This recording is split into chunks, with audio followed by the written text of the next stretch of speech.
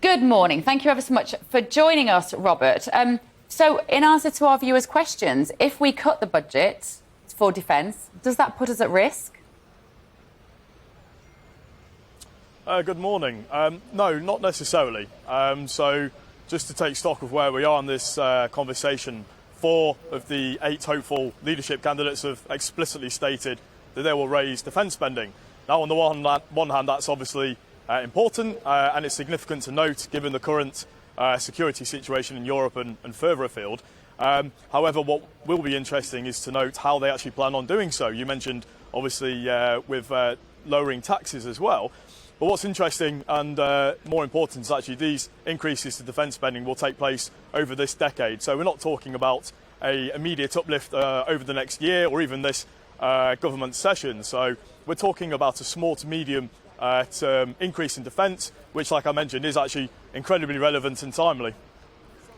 Isn't the biggest threat to us now, though, Robert, not somebody trying to drop bombs on Great Britain, but it's a cyber threat? A week ago, we had an unprecedented joint statement by the MI5 and the FBI in the UK. It got very little coverage here in the UK, very little in the mainstream media. But for me, that was an incredibly significant moment because they said our biggest threat is China, and it is what they would do from a cyber security point of view.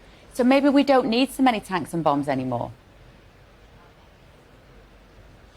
You raise a really interesting point. So in terms of the Western security and intelligence agencies' conclusions on China, for instance, and the threat that cyber poses, cyber wouldn't be utilised as a standalone operation. For example, it would be part of a much broader military campaign against the West or against Western allies, more likely, for instance, Taiwan, and as we're seeing now in Ukraine.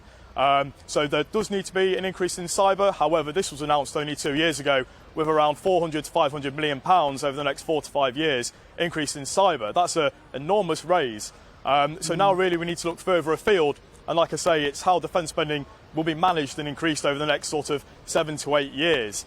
This is where the conversation's turning, and I believe it's turning for the better of defence. And it really should come down to reversing the government's recent decision to cut the British Army numbers to around 10,000 and the reduction from an entire warfighting division of armour to only 2 regiments. These remarks have been echoed by senior, recently retired commanders in the British military, and it's something that myself and other defence experts have been long advocating for.